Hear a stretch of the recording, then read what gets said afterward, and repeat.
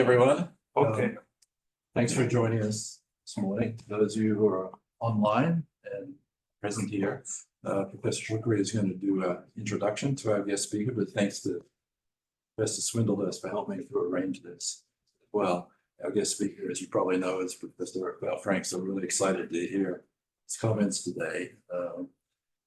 Partly because I work in this area in terms of infrastructure-based sensor data, although Professor Frank is going to enlighten all of us and NIMS in particular, I think, about other aspects of this research. So Professor Shukri is going to do an introduction, so thank you very much. And by the way, if you'd like to help yourself informally during the meeting or afterwards, we have some refreshments here. I'm not sure the coffee water is hot yet, but it will be shortly. Okay, thank you very much. And it's a great pleasure to have Professor Raphaël Frank with us today. So Raphaël is a professor and a senior research scientist and entrepreneur at the Interdisciplinary Center for Security, Reliability and Trust at University of Luxembourg. He's the head of the UBIX research group, which conducts research on distributed artificial intelligence in various application areas.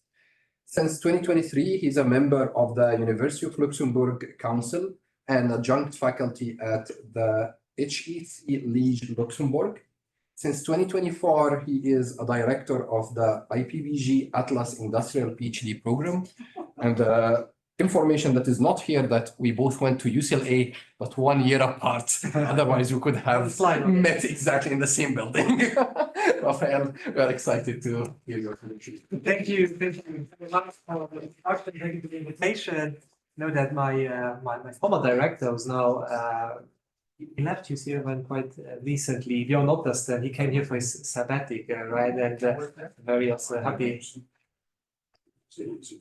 6 months. Yeah, I think he left, I think, a few weeks ago or something like that. So, but I'm very happy that he could make the link and that I can be here today to present a bit my research.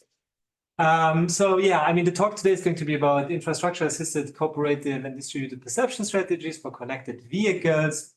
It's basically a work that a PhD of mine did over the last 3.5 years, and I'm going to present a little bit the outcome there. But before that, just a few details about myself. As you said, I'm a senior research scientist. I work at the research center of the university. There we have more the title of research scientist there, but we also are professors at the university. So you could put that as an assistant professor level. So we teach, but we teach much less than now professors at the faculty. We do more the research with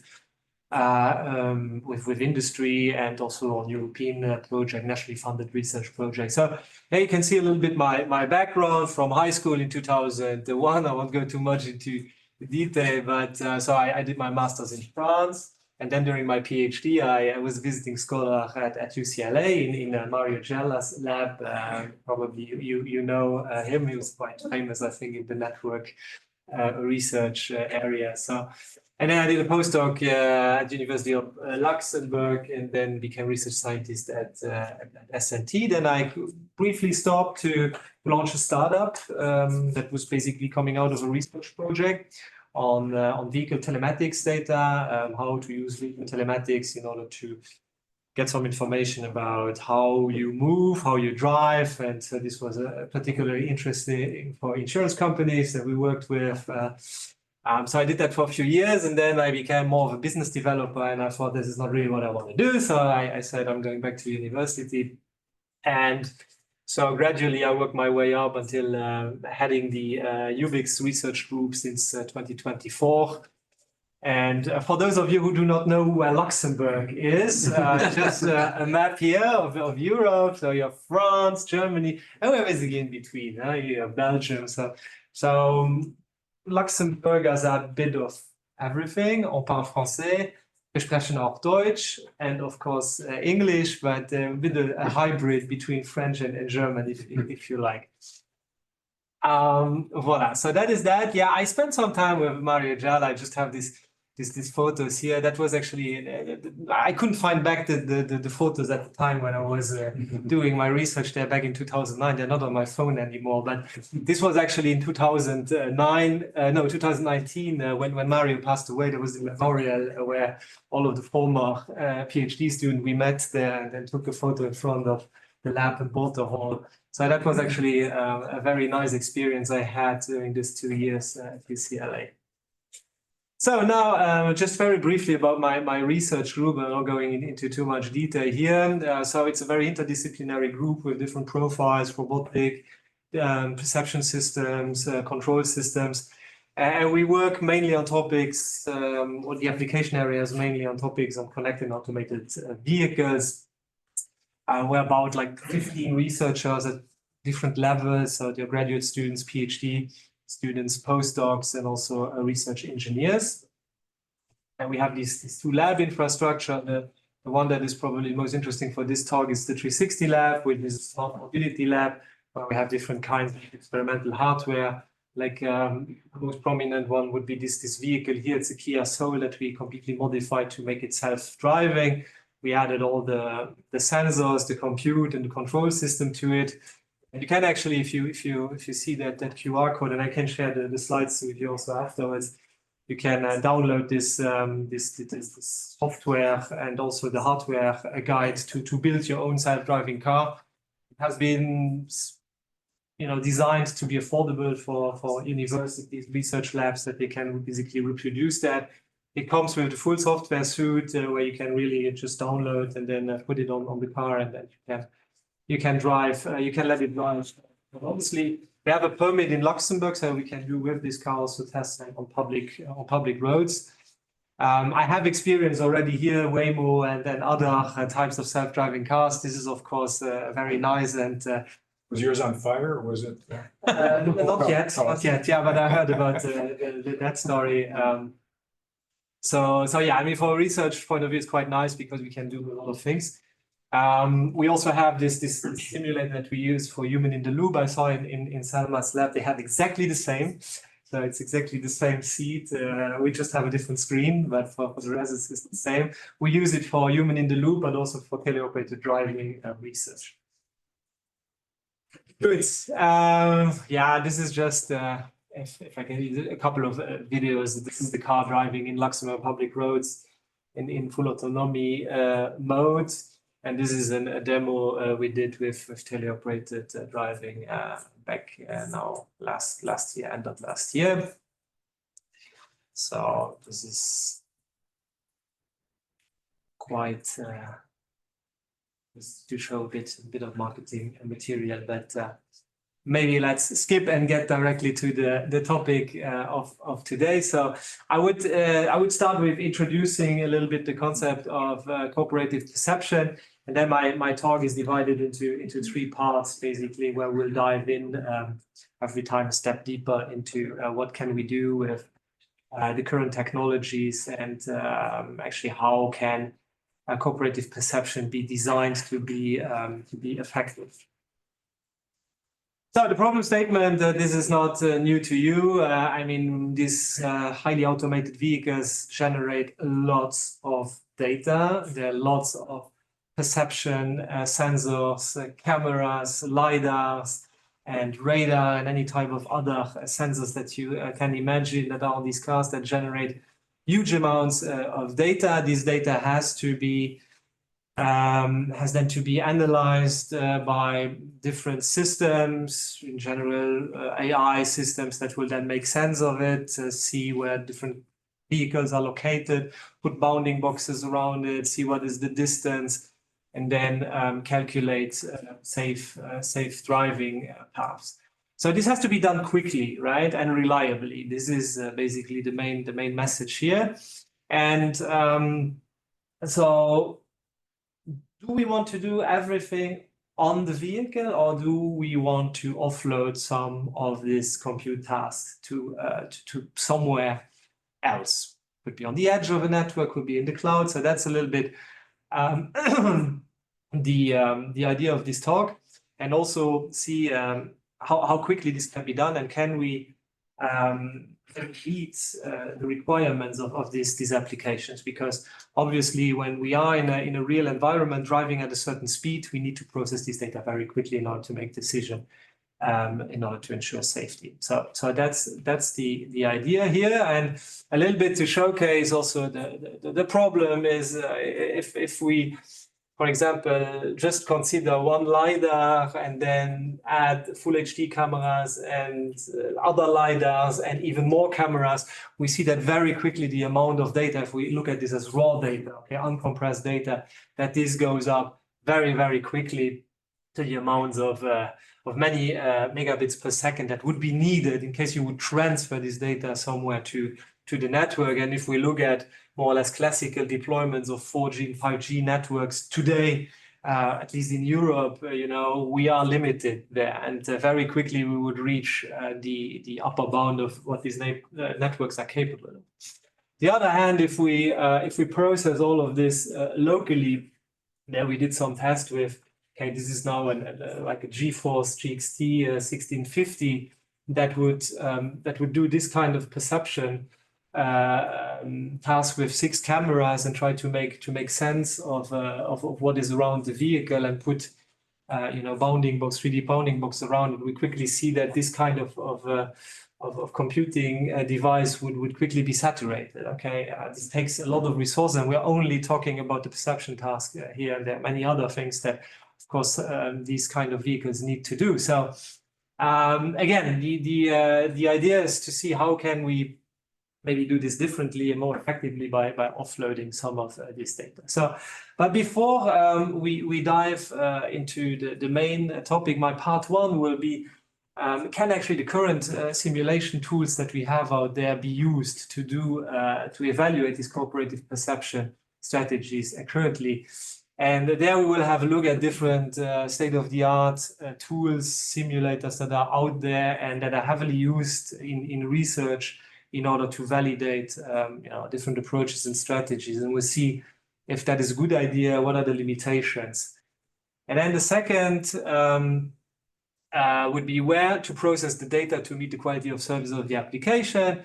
And there, as I said, we can look at local processing. We can look at what is the or what can be done on the edge of the network, or what can be done on the cloud. We'll in this talk specifically focus more on the local and on the clouds, okay, because conclusions are very similar, but just for the sake of time, we'll focus on those two. And then the third part is what kind of techniques, and especially compression techniques, can we use in order to reduce the amount of data that should be offloaded from the vehicle, but at the same time also not compromise the detection accuracy, right? So there's a trade-off there, and we'll see what is a good trade-off in terms of latency and detection accuracy. So this is part 2 and 3, where we specifically focus on can we use video compression codecs and also neural network quantization techniques in order to make this data a bit lighter. So now let's start with part 1, evaluating cooperative perception in simulation. And what we did there, we evaluated 2 very popular simulation frameworks that can be used to do cooperative perception and see how they compare in terms of detection accuracy. Some of you might know Sumo. I think if we're here in the transportation department, this is used a lot to evaluate traffic scenarios, right? It's a microscopic traffic simulator, but you can also evaluate all kinds of traffic optimization strategies. And it has also been used to evaluate cooperative perception strategies. On the other hand, we have the Carla simulator, which might be more familiar to the ones that work on self-driving car research, which is a more photorealistic simulator that can be used to test all kinds of automated driving strategies. Obviously, here we have a very nice perception tool sets that can be used with cameras, LiDARs, and so on. And what we did a co-simulation. So we have one scenario and we simulated using Sumo. and using Carla, and then run different types of perception algorithms on it, and then see what is the difference between a Sumo environment Carla. Why do we do this? Because Sumo is heavily used for cooperative perception, because Sumo can easily be coupled to a network simulator. So it can be coupled to, if you're familiar with this environment, there's a simulator called Veins that can be connected to Sumo, where you can then, order the communication channel, which is not the case for Carla yet. So that's why a lot of research are focused actually on Sumo. And that was our concern, because our concern is that Sumo is not a photorealistic simulator. And if you have simplistic approaches in order to do your perception, your results might not be realistic, right? So that's a little bit what we wanted to do. So for Carla, it's quite simple. What we use there is just quite a normal perception detector. In this case, this was YOLO V5. But for Sumo, we had to use a kind of a model where we basically use a grid that is a projection in front of the vehicle. And if we have vehicles that fall inside this grid, which would basically be the same as one front-facing camera with a certain field of view, then we would count this vehicle as a vehicle that is detected by the perception system. The algorithm is here. There are some specificities in case the vehicles are occluded, for example, they are not counted.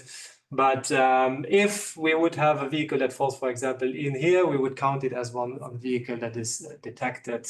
And for Carla, we use the more classical kind of detectors. So of course, if you do this in Sumo, you do not have factors like weather conditions and varying daylight conditions that might affect the performance of your detector. I have to admit that this is not a great example, because actually even at night or during fog, the detection of this car is very, very close, very similar. But of course, if you have a car that is further away in fog, your detection accuracy will obviously go down. So here we use very classical metrics that are defined by YOLO to see if a car is actually detected, if our bounding box basically fits the vehicle. And then we consider a probability of more than 0.5 in order that we say this vehicle is detected, okay? And then we count the vehicles that we detect, and we compare this to what we would detect in Sumo by running these co-simulations. So we have at every given time the same time, same scenario. So here's an example with the same intersection in Sumo and in Carla. We have our ego vehicle that detects the vehicle. Here we can already see that in this particular scenario, the cars that are located, for example, here on the parking lot, these are not modeled, of course, in Sumo, but we are already be able to detect the cars that are in yellow here, that we detect on top of what is actually detected by this more simplistic model in Sumo. And here we see the detection difference, which we have a median value of around 3 vehicles for the entire simulation that we run different. So we can see that we actually detect much more vehicles in this photorealistic environment. And then we also looked at this for different weather conditions. And for example, this is now for Carla only. And here we can see that the confidence score, of course, with increasing distance and considering, for example, fog, obviously we will have a lower confidence than, for example, in the clear day. This is quite obvious, but just to showcase that there is this difference exists really, right? And you cannot make the difference in Sumo. Here we have an ECDF where we add basically what we detected for Sumo in the entire simulation run. And you can actually see here that in rainy at night and foggy situations, obviously with Carla we detect less, Okay, but on the clear day, we detect more than SUMO. So SUMO is somewhere in between, more towards the perfect, let's say, more towards very good conditions. But still, there are these other scenarios that exist, and of course, we should take them into account if we want to evaluate this. Yeah. Right. The next part was to see in case we have the vehicles that are connected. Okay.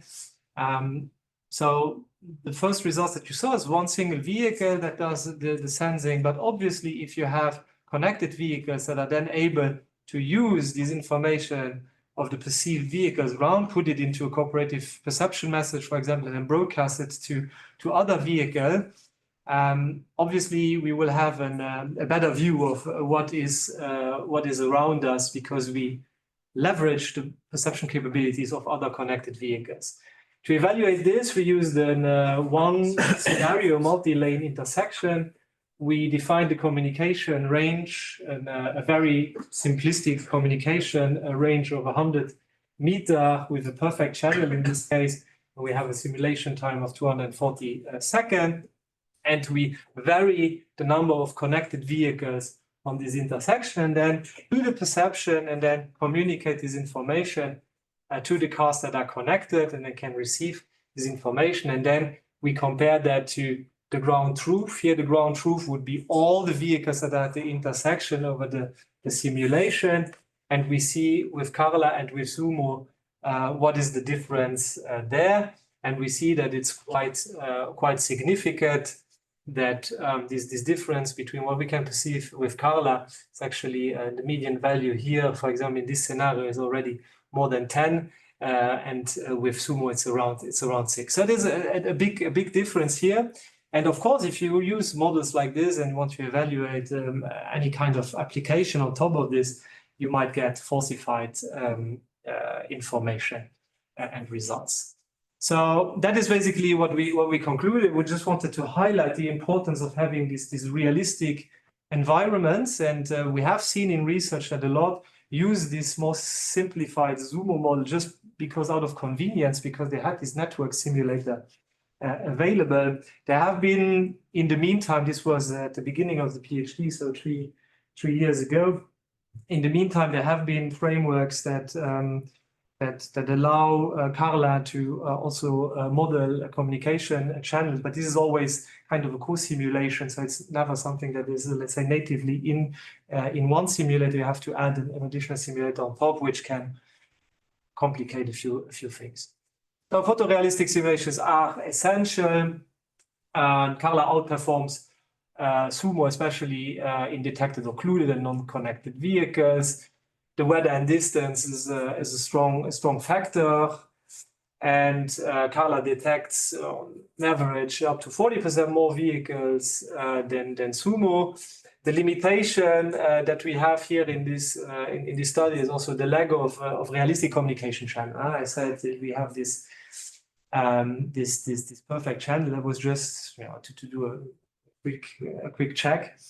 But of course, in order to give a better opinion on this, we would need either a real simulator of the network or experimental validation. And that is actually what we are going to focus on next, because at the time we thought the experimental validation is actually easier to do than to create a new kind of framework that takes a lot of time to set up, and it's not necessarily a guarantee that it will be successful. So the second part of the talk is cooperative perception using V2X communication in an experimental setting.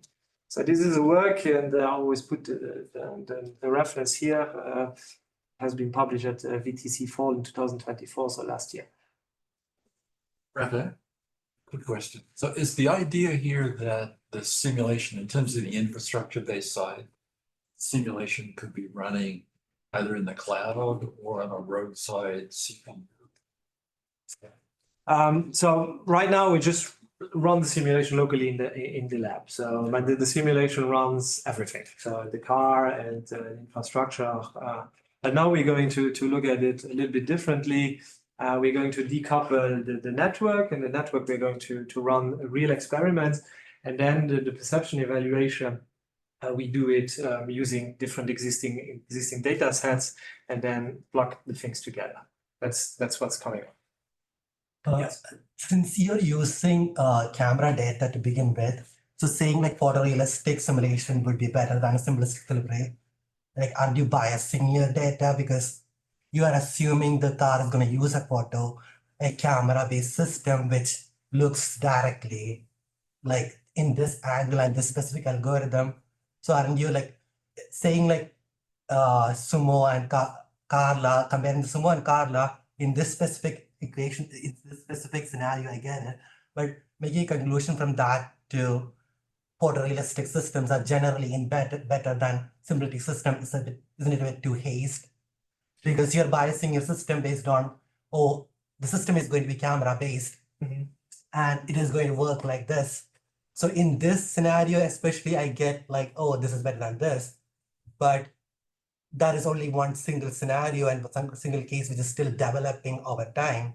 Yeah. I mean, here we assume a vision system, a camera system, and we assume a simplistic model in Sumo. There might be more sophisticated models that we could use in Sumo, but this was just to make the case that a lot of research papers that have been published over the past 5-10 years, when they were evaluating, they were using Sumo and for the vision evaluation, and we think that this is not the best tool. Well, we can maybe I didn't understand your question, but maybe let's continue and then you will. Can I ask a quick question? Yes. Can you hook up Carla to Sumo and then Sumo to the communication? Yeah, they have been. There have been well, in this particular scenario where we have the co-simulation, actually we could connect also Carla to Sumo. Carla to Sumo over so the network simulator would go to Sumo and then to Exactly. But that is plugging one simulator on the other, which has its own problems, and I have seen over the past few years many researchers that really saw this. There's a big opportunity to create a new framework to do this effectively. But so far there have been concepts, but nobody really produced a tool that is used by the community so far. There are concepts they badly maintained and do not really work, and they work for one specific evaluation scenario, and then it doesn't really work. So for us, actually, we wanted to go. Let's do an experimental study that is going to work. Okay. Okay, let's dive in. So in this first work, we would use a real world data set, okay, and do the perception on this data set, and then on the other hand, for everything that is network, we use a real world communication network, and we use two technologies. We use more the mobile technology, so the cellular network, and we use this Wi-Fi based technology. In Europe, the standard is ITS G5. In the US, is DSRC. To evaluate what is the best strategy to send this data, considering the performance of the network. And so we have two scenarios, and here we do the evaluation locally, and we do the evaluation on the cloud. Okay, so locally we would have our camera system on the vehicle. We do our inference on the vehicle, and then from the vehicle we disseminate the data using an ITS G5 network to the vehicles around us. Okay, so that is the local. For the cloud scenario, we do the onboard sensing of the environment, and then do a compression using a video codec. We compress and we send over a CV2X network, so basically a cellular network. We send that to the cloud, where we do the decompression, the inference, and then we use again the CV2X to send it back to the vehicles. Okay, so it's basically the same loop, but going differently. And the idea is, okay, how long does it take to do all of this, okay? And how long does it take here? By varying here different compression factors, okay? And also looking at, okay, if we compress a lot, obviously we'll detect probably less, right? Because our image quality goes down. And if we then do the inference with a highly compressed image here, we might not be able to detect as much. So we want to find the best trade-off. Here is just some network performance of the mobile network, is download throughput. So we have actually deployments on this area, which is an area in Luxembourg City, where we have 4G and 5G coverage. We didn't care too much about 4G or 5G because the bandwidth that we use is always below, let's say, the performance of a 4G network. And they have the same core anyways. These are non-standalone deployments, so they have the same core, meaning that also the latency between those two technologies is very, very similar. And we're also more interested in the upload throughput, which is the same again also for 4G and 5G, because obviously we need to send this data to the cloud. And 20 to 30 megabits per second is enough for what I'm going to show you. Okay, but we what we first did, we wanted to have a good perception. I mean, you can use a YOLO detector just off the shelf and then do your detection, but in Europe, the driving environment is slightly different than in the US, and the YOLOs have been trained with US data, so we did a fine tuning using a European data set that we collected. Here are, let's say, the details. So this is almost 60,000 annotated instances, so average 15 objects per image. We did some fine tuning on the YOLO model, so to have a better detection of what is happening in traffic situations in Luxembourg. But that is not now the essence of the research. It's just that our detectors would detect the vehicles reliably, right? You can actually download the data, so it's publicly available. Okay, so now a couple of hardware and software consideration here. So for the local onboard compute, we choose this platform, a GTX 1650. For the cloud, we consider an RTX 4090 CPU with, as you can see there. So this is always, of course, something that we give, right? I mean, we say that our cloud capabilities are this compute, and our local this will, of course, change over time, where we get more and more sophisticated processing power also locally. But of course, we had to fix something for our experiments. So that is the time when we did the experiments, a reasonable assumption. We use, in this case, for a local inference and a lightwave YOLO V8 small variant, and on the cloud, we use a much bigger one, okay? Because we just can. We use a YOLO V8 extra large that will allow us to get a better detection accuracy. So even if we might have a bit of pressure, as we have this model that is more precision, we might even be able to detect more. And for the communication technology, as I mentioned, we use for the local one, we use for the V2X, we use ITS G5, and the other one we use the commercial cellular network. So here are a bit the inference we get. So the inference time when we give an image to YOLO, considering the local, so that's the small, and the large on the cloud. So what is the inference time we can expect, and what is the mean average precision? So this inference time does not vary from one image to another. So we can consider this a fixed part of the entire end-to-end delay that we consider for our study. Here are the parameters of the ITS G5 that we run. And just very briefly, for those of you who know a bit about the standards in ITS G5, there's a cooperative awareness messages, but there's also cooperative perception messages, where you have a standardized a packet format where you can put, you know, what you sensed or where you think it's located into those quite small, data packets and then broadcast them. So we used exactly this format as defined by the standard. So there's nothing too fancy about that. So this is just for you to give you an idea of what is the performance of the for the local scenario where we just broadcast these CPMs. So what is more or less the transmission range we can expect? And what is the transmission latency? Okay, the latency is quite stable and very low. Okay, that is basically the message here. So even if the distance between our transmitter and receiver goes up to more or less 400 meters, that's a reliable transmission range.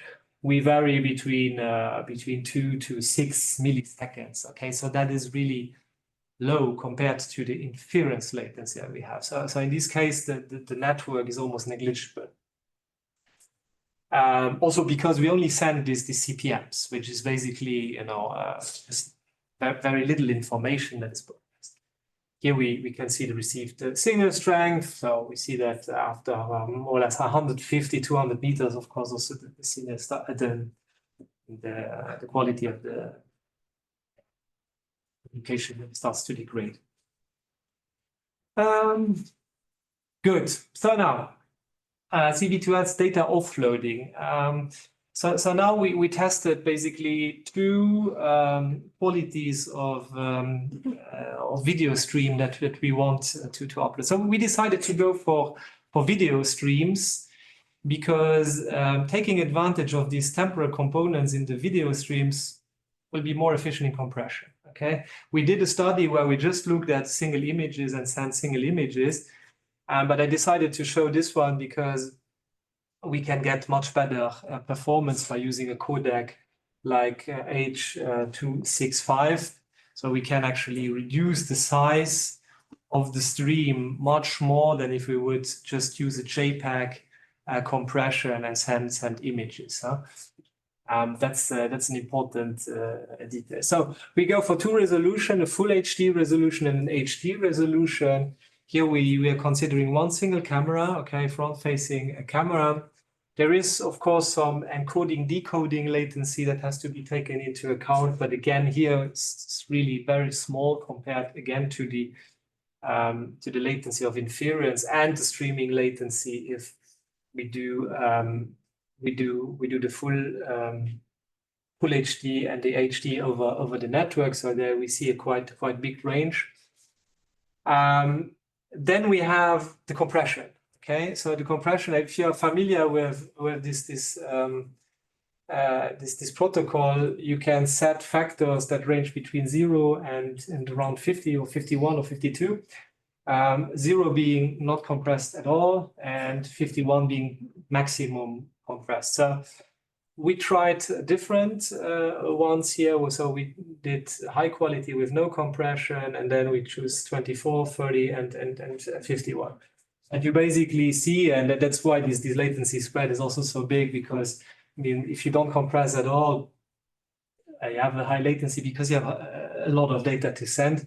And if you highly compress, and I mean, you can really compress the data very significantly, then your latency goes also down significantly.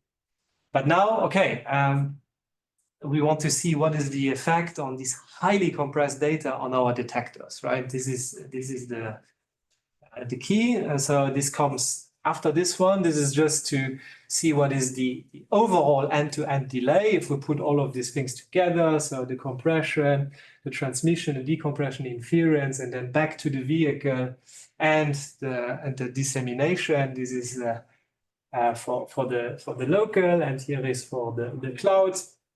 And we see that we here have end-to-end delay that is below 40 milliseconds overall, considering these different streams of full HD with medium compression, low compression, very low compression. or no, a very, very high compression actually. This is the highest compression. So if you have an HD stream and very high compression, obviously your end-to-end delay is the smallest. But again, now we have to see what does this means in terms of detection accuracy. And this graph is actually quite nice because it puts the two in relation. So you have the end-to-end delay, okay, and you have the mean average precision of the detection. And this is our baseline if you look at the local one, okay?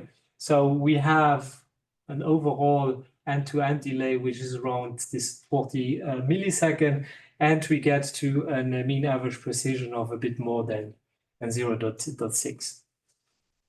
So now if we, for example, consider so the cloud here with, let's say, the high definition stream on the cloud, using the ULO extra large like this one, we can achieve actually much lower end-to-end delay at a much higher mean average precision. Okay, so there are other scenarios that are also better. I mean, everything that is up here is, of course, will be better. Everything that is on that side will take too long. But we see with this result that actually offloading the data and compressing it to a certain extent achieves very good results. Okay, so that was one of the main findings. So the delay reduction can be approximately of 58%, and it proves the detection of approximately 15 to 80% compared to the local scenario. So here's what we note as what we consider the best compression compromise. So it is full HD with medium compression, gives us a mean average precision of almost 0.9 and has an end-to-end delay of 33 milliseconds. So this is just a qualitative example here. If obviously you don't compress at all, you see everything you detect. If you compress heavily here, you almost detect nothing. For our human eyes, we could still recognize that these are cars, but the detectors work very, very badly here. And you see actually that most of the vehicles and pedestrians are not detected anymore. So you have to be very careful how you choose your compression. So in conclusion here, so the cloud-based perception can significantly improve the detection quality. The ITS G5 enables this very low latency of CPM messages, which is also an advantage. So in this case, it is also a viable option to use ITS G5 and do some local detection. So the cloud processing via this cellular introduces, of course, a higher delay, right? This is clear, but we can still get a delay and latency that is below 50 milliseconds, which would allow us a 20 hertz detection, which is still quite good. And for most of the applications, that's actually enough, especially for low speed application. The trade-off exists obviously between the detection quality and latency. And the limitation here is we only have one front-facing camera, so we don't detect everything. We just detect what's in front of the car here. So how much time do I have left? Because now comes the third part. I think I still have like 10, 15 minutes, right? Okay, very good. That should be enough. So the limitation, one front-facing camera, what I would like to see next now is we took a quite simplistic approach that we say we have one front-facing camera. This is something that can run locally. I mean, we can agree that okay, this can run locally. You can use ITS G5. That would work, but that's not the reality of what these vehicles really need. They need a 360-degree perception. They need to have information about depth and everything. So how will this look like if we put everything together? And we use even another technique to compress the data. So that's what is next is a very recent publication. So where here we want to do a 360-degree and 3D perception and try to see how this data can be processed using different compression techniques.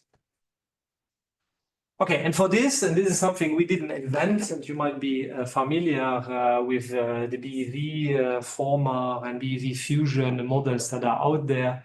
basically fuse data from different sensors in order to have models that try to make sense of what is around the vehicle. In this case, we use the BEV format. The reference is here. So what it does, it takes input from 6 cameras around the car, and then creates a bird's eye view, let's say projection of where these vehicles are. And at the same time, it gives you an estimation of the 3D bounding boxes. So it basically uses a camera-only system to also give you very reliable information about the distance and the 3D bounding boxes. Plus, it can even be used to create HD maps out of it. So this is a very popular model. How can it estimate this distance so well? Well, the model has been trained using LiDAR data. Okay, so for the training, they use point clouds in order to make this model understand distance.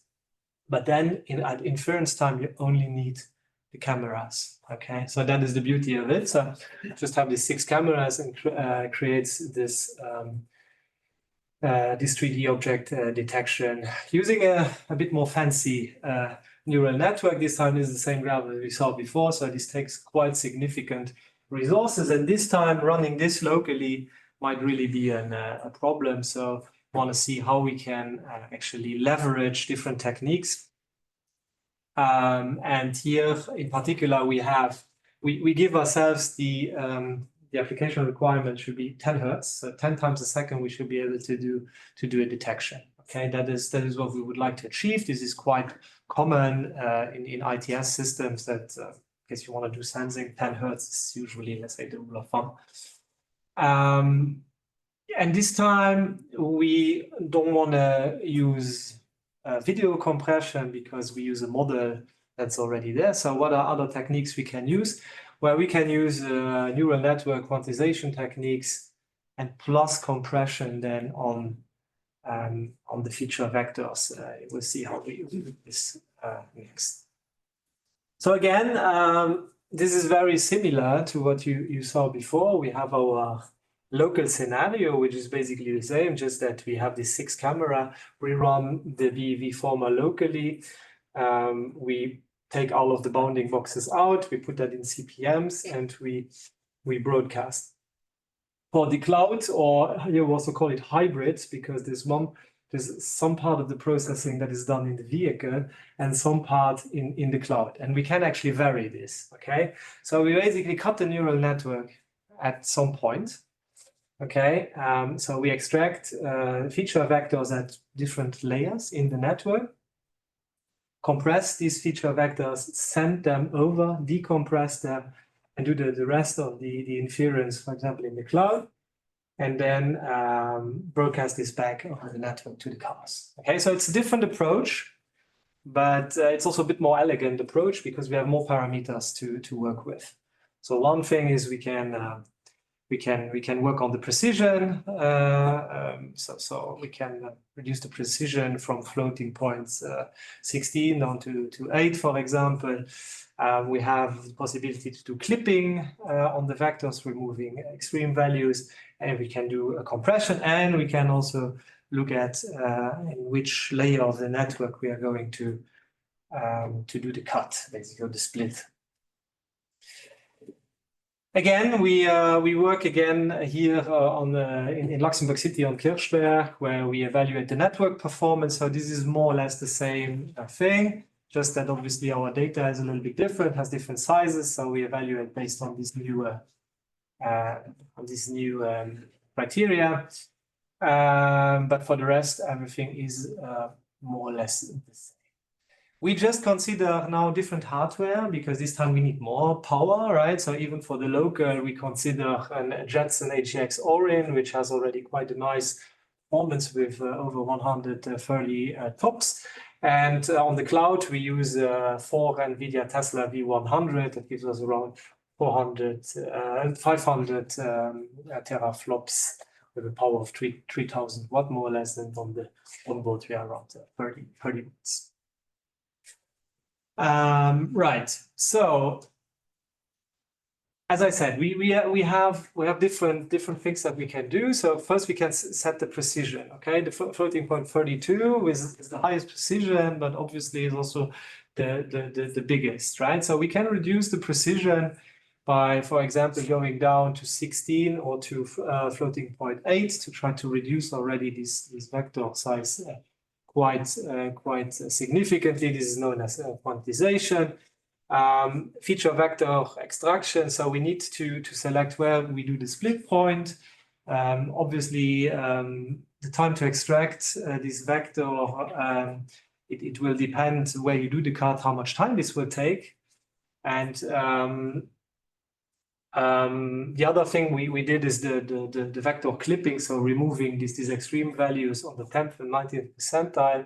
And then once we have done this, we take the vector and compress it using a standard compression techniques with zlib. And then we send it over the network. On the other side, we decompress it, and we do the rest of the processing. This is basically the algorithm that does that. And so this time we did not use our own data set. Why? Because we did not have these 6 camera systems ready. So we use a new scene data set, which is quite known, that has these 6 cameras, and we did the evaluation basically on this data set, and then considering the size of these images to be transmitted, we did the benchmark of the network, so the latency of the network, how much time this would take to transfer this information, and basically calculated the full end-to-end delay, taking this into account. The new scene data set has been published a few years ago. It's very popular, and it also includes radars and lidars. So for here, we did only consider the six cameras, and we used the pre-trained DEV former model on this new set. So here we did no additional training as we did before. So we just used this model, and then we did these different changes or this different evaluation on quantization, clipping, and compression, and wanted to see what is the effect on the overall end-to-end delay, and again the approach. And this time we use the new scenes score. Okay, there's a specific score that we see the formula here. So this is the score that they defined in the initial paper. It takes into account different other errors like translational errors and a few others. So it's actually more precise than the mean average precision alone. There are different weights that are set there, but here in the end we don't care too much now about the details of the score. We would like to see what is our performance here and how the score degrades basically if we change the parameters. Okay, so now getting to the results. So if we look at the local tests first, okay, if we run this model locally on the hardware that I just described, you would have an inference time alone of more than 600 milliseconds. That's a lot. We get a new scenes score of 52, which is a quite good score. However, we of course can do some model optimization using TensorRT, and we get already down to less than 500. And if we then reduce the precision to 14.8, we can even go under 200. And we already noticed that if we go down from a 32 precision to an 8 precision, we almost lose nothing in the NDS score. So 1% going down, and which is actually a very good trade-off because we can significantly reduce the size and almost lose nothing in detection accuracy. Again, here the average CPM transmission latency is the same as before, huh? So there we lie on average around 4 milliseconds. And if we consider this then together, right? So this plus this, then we get around still less than 200 milliseconds, which would mean that here we would have 5 hertz more or less locally if we consider this setup, which is not the 10 hertz we would like to have. So here now with this setup, we see actually that even if this hardware platform that we consider here is already much more than from the previous paper, we see that we do not get actually to these 10 Hertz that we would like to have. So now it gets interesting to see, okay, can we really do better if we send this data up to the cloud to do part of the processing only locally and the rest in the cloud. Right, so this is for the local. So now, if we consider this hybrid computing scenario, and here I have the example, if here are our different layers and how we can split at the different layers. We take particularly the example here of the layer 5. So for the feature extraction time on the layer 5 from floating point 32, goes from 55 milliseconds, and if we do on floating point 8, goes 9 milliseconds. So there we can see that already the extraction time can be significantly reduced. And the feature vector size goes from the 42 megabits down to 23 megabits. And obviously, the more you go down in the layers, the smaller actually your vector size, but the longer your extraction time, obviously. So that's what you can see here. So the size goes down, the extraction time goes up. So now if we have a more specific look at our 5 split layers, because we wanted obviously not to go too far. So the split layers, I mean, the local processing, this is what we would do at the local processing and then send it over for the rest. So you want to cut at the first layers, right? Not at the last layers. And for the different quantizations, so 32, 16, and 8. So here you have the transmission latency, and we can clearly see, of course, when you go down in the split layers, the smaller your vector size, the lower your transmission latency. Here, for all of the experiments, we use UDP to send the information. And if you really just want to look at the best transmission latency, obviously we go at the lowest quantization at the maximum layer, right? The layers are the neural net layers? Yeah. Just making sure. Yeah, no, that's a good question. So yeah, this is basically would be the best in terms of latency, but then obviously what is the impact again on the accuracy? And that is the next. And here again, we have this graph, the same that we did before. So the end-to-end delay and the new scene detection score this time. And here's our, basically the threshold we set ourselves, the 100 milliseconds to reach the 10 Hertz. So everything that is here would be considered good. This is our baseline, okay, what the new scene score, the best new scene score that we have on the local was this 52. And now we want to see, okay, can we actually get good results here? And as you can see, we already have a few options here. First thing that we see is, okay, the score here varies between 52 to 43 something. So yes, there is a drop in the detection score, but it's not that huge. Okay, so if we, for example, look at this one, which would be the best trade-off, here we get at less than 90 milliseconds in end-to-end delay. This is at the split layer 2. Okay, and it uses a quantization of 16. So that is basically the best trade-off, the best parameters where you achieve an acceptable end-to-end delay that fits the application. We still get a good detection score. In this case, it's 49. So we lose 3%, yes, but we can still do the entire offloading.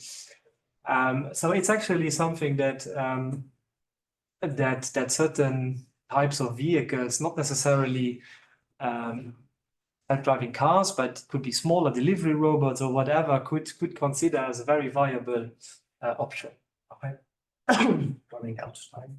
I'm done. I think this is actually the last slide, because this summarizes everything I just said, and everything that is in here where the end-to-end delay is less than 100 would be viable options with FP16 or FP8. Of course, we will have our new scenes score that goes down the more we compress. But to conclude, so the real-time 360-degree 3D perception can be achieved using the CV2X uploading. So this transformer-based BAV former model can really effectively do, we can do that to choose this split point, which is actually quite nice feature. This dynamic feature clipping and compression and quantization give us a lot of parameters to play with, so we can really set them to fit our application. And our experimental results show basically that it's working. And the limitations here that we still have is that we decoupled the network from, let's say, we have a data set, a new scenes data set, and we have the network. And obviously, at some point, we would like to test really everything together, integrated, although there will most likely be no noticeable difference in performance. Voila. I think I finished more or less exactly an hour. So thank you very much. I hope you have several questions from online. Sure, please. You have several questions online. I have several questions. Yes. Okay. They were coming up here and not there. So where are the questions? I think In the chat. Can I read them somewhere? Can you hear me? Yes. Yeah, that works better. Hi, Mohammed. Hi, thanks. Sorry, Raphael. Thanks for a nice talk. Unfortunately, I'm remote today, but I will try to meet you in the afternoon. I was trying Okay, great. I will be around. Yeah, either in person or Zoom. Let's see. I have multiple meetings lined up, but thanks for the nice talk. This is something of interest. So I think, if I understand correctly, you tried with compression, then you went for quantization and try to basically still a static network. Did you try like dynamic network and splitting techniques, like split a network between cloud and edge, basically? So yeah, right now we just looked at from this local, so in the car, and send then the feature vector to the cloud to do the rest. But yeah, there is an additional layer like the edge that we could also, of course, consider. But for this particular work, we didn't. You didn't. Okay. So another, we can talk afternoon. But another question that did you basically have a fail-safe mode? Because you are guaranteeing basically 24 frames per second, I see, trying to basically execute in the cloud. Network is good, but there are situations network might be really, really bad. Yeah. And corner cases, not corner cases. In fact, in Europe, especially in, I'm familiar with your place. So there are places that network can be lost. Yeah.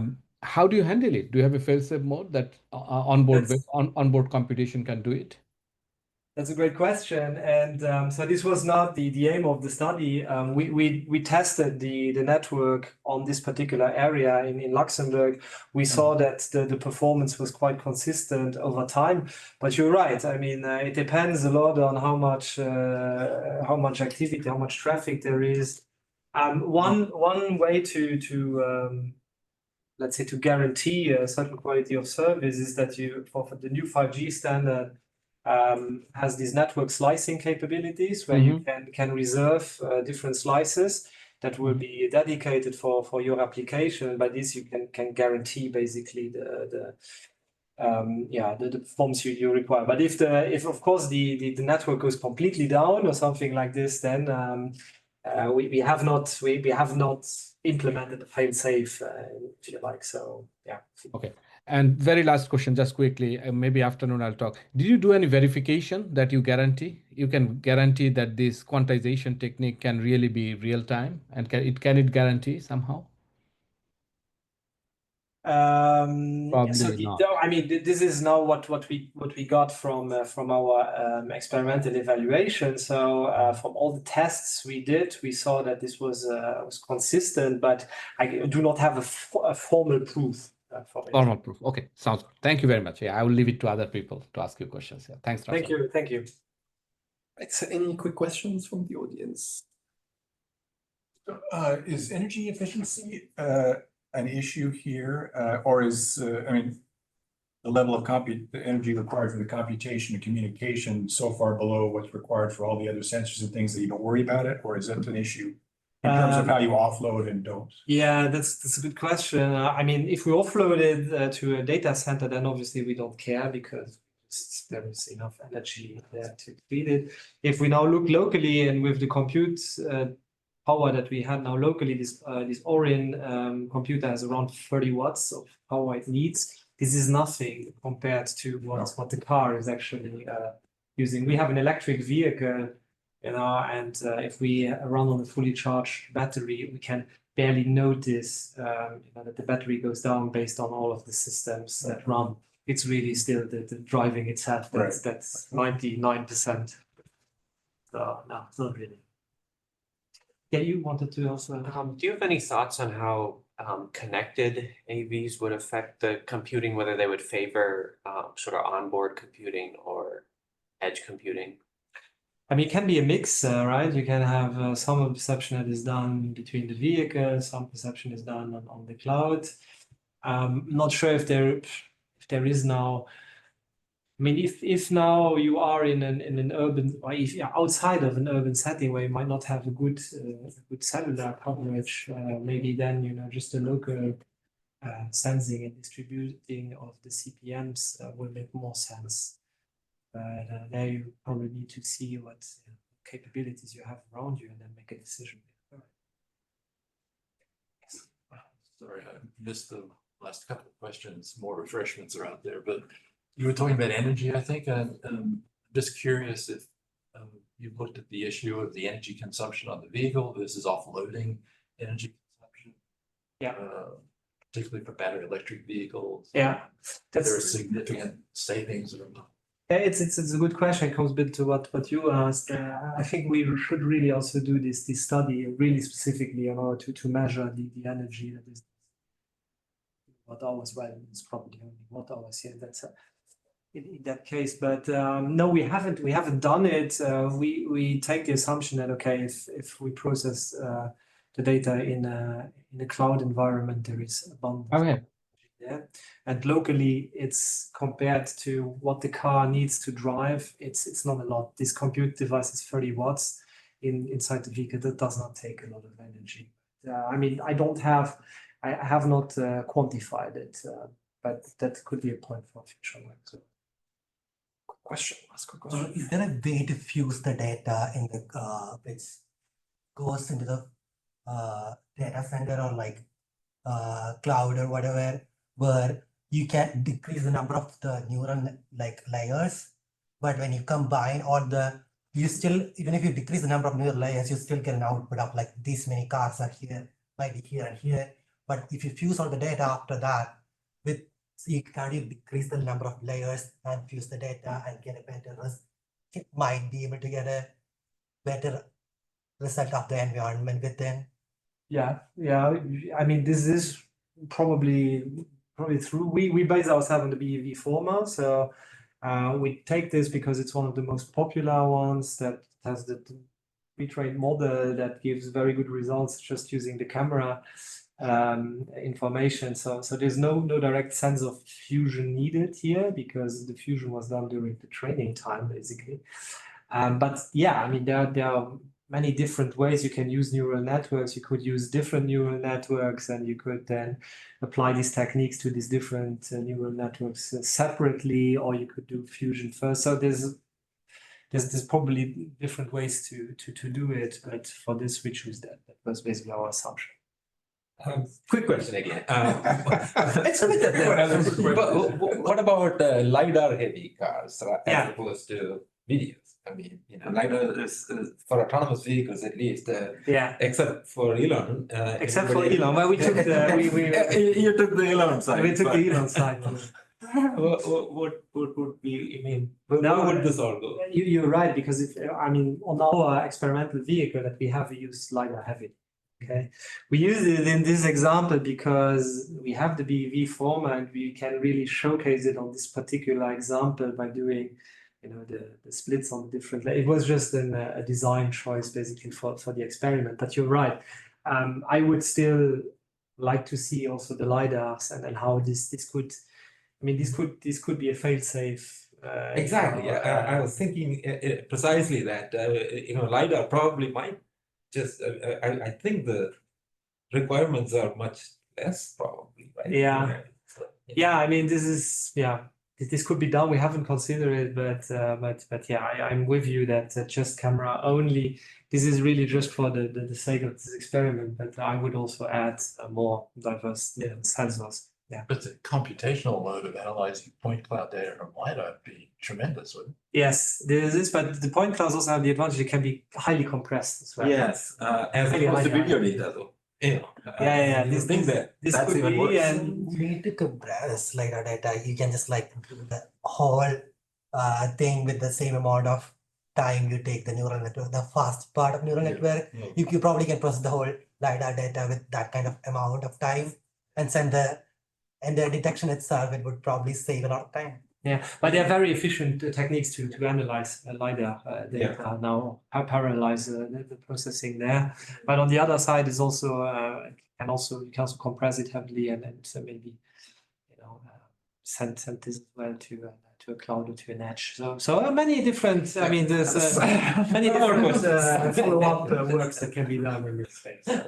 So help me thanking our speaker again.